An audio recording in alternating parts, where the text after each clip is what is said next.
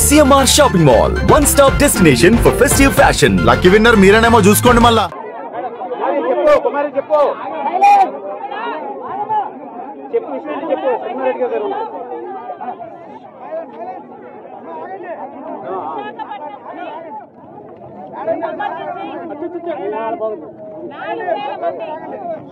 Contract ఉద్యోగస్తులని కనీసం notice కూడా ఇవ్వకుండా తొలగించడం జరిగింది. 14,000 మంది కాంట్రాక్ట్ కార్మికులు ఉన్నారు. 4-5 నెలల నుంచి వాళ్ళకు జీతాలు ఇవ్వలేదు. వీళ్ళలో చాలా మంది నిర్వాసితులు, చాలా మంది వాళ్ళ భూములు ఇచ్చిన వాళ్ళు, వాళ్ళకు ఉద్యోగాలు ఇస్తాము అని మాటిచ్చారు. ఈరోజు కనీసం కాంట్రాక్ట్ ఉద్యోగాలు చేసుకుంటున్న వీళ్లకు భరోసా కూడా తొలగిస్తూ కనీసం నోటీస్ కూడా ఇవ్వకుండా 4,000 మందిని తొలగించడం జరిగింది. ఇది దుర్మార్గం కాకపోతే ఏమిటి అని ప్రశ్నిస్తున్నాం. విశాఖ స్టీల్ అన్నది ఆంధ్ర రాష్ట్రానికే తలమానికం. మనందరం తలెత్తుకొని చెప్పుకునేది, గర్వంగా ఫీల్ అయ్యేది విశాఖ స్టీల్. కాంగ్రెస్ పార్టీ ఒకప్పుడు సాధ్యం చేసిన ప్రాజెక్టు, కాంగ్రెస్ పార్టీ ఒకప్పుడు నిలబెట్టిన ప్రాజెక్టు.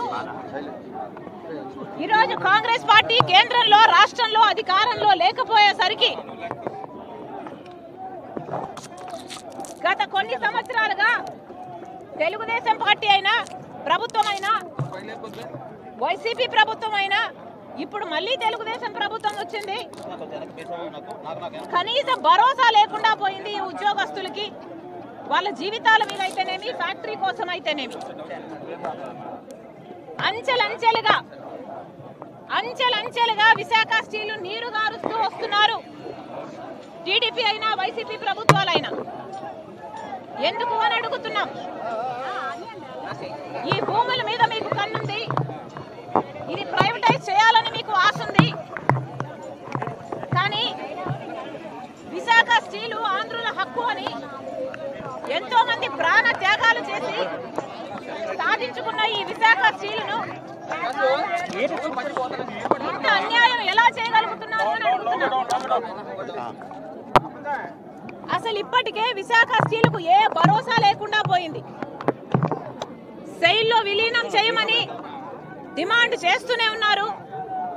క్యాప్టివ్ మైన్ కావాలి అన్న డిమాండ్ ఎప్పటి నుంచో ఉంది. రాజశేఖర రెడ్డి గారు అయితే ట్రైపార్టీ అగ్రిమెంట్ చేపించి క్యాప్టివ్ మైన్ కోసం ఒక ఏర్పాటు కూడా చేశారు. కానీ ఆయన వెళ్ళిపోయిన తర్వాత అది అటకెక్కింది. కనీసం రా మెటీరియల్ కూడా ఈరోజు డబ్బు లేని పరిస్థితి. పోర్టు దగ్గర నుంచి రవాణాకు కూడా ఛార్జీలు పెంచేసిన పరిస్థితి. అన్ని రకాలుగా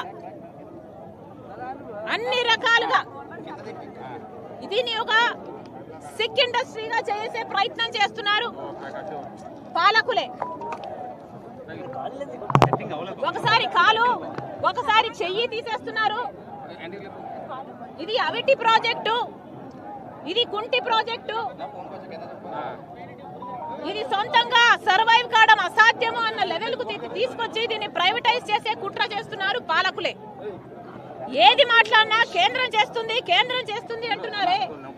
మరి ముఖ్యమంత్రులుగా ఉన్న వాళ్ళు దీనికి ఎందుకు భరోసా ఇవ్వలేదు? చంద్రబాబు గారైనా, జగన్మోహన్ రెడ్డి గారైనా, ఇప్పుడు మళ్ళీ చంద్రబాబు గారైనా ఎందుకు భరోసా కలిగించలేకపోతున్నారు? భరోసా మీరు కలిగించకపోగా ఇది సెంటిమెంట్ తో కూడిన విషయం అని పెద్ద పెద్ద మాటలు చెప్తున్నారు. కానీ దీన్ని ఆదుకునే ప్రయత్నం అయితే చిత్తశుద్ధితో ఎవరూ చేయటం లేదు. రాజశేఖర రెడ్డి గారు ఉన్నప్పుడు ఇది 7 మిలియన్, ఆయన అధికారంలో ఉన్నప్పుడు ఇది 3 మిలియన్ యూనిట్లు, 3 మిలియన్ టన్లు ప్రొడ్యూస్ చేసే ప్లాంట్ అయితే దాన్ని 7 మిలియన్ టన్స్ కు తీసుకువెళ్లారు. ఆ రోజు రాజశేఖర రెడ్డి గారి బ్లూ ప్రింట్ ప్రకారం ఇది 20 మిలియన్ టన్నుల ప్లాంట్ గా తయారు చేయాలి అన్నది ఆయన కోరికైతే ఈరోజు 7 మిలియన్ టన్స్ కాదు కదా, 1 మిలియన్ టన్నుకు వచ్చింది దీని ప్రొడక్షన్. దీనికి కారణం ఎవరు అని అడుగుతున్నాం. జగన్మోహన్ రెడ్డి గారు అసలు విశాఖ స్టీల్ కష్టాలలో ఉందా అని అడిగారట ఎలక్షన్లప్పుడు.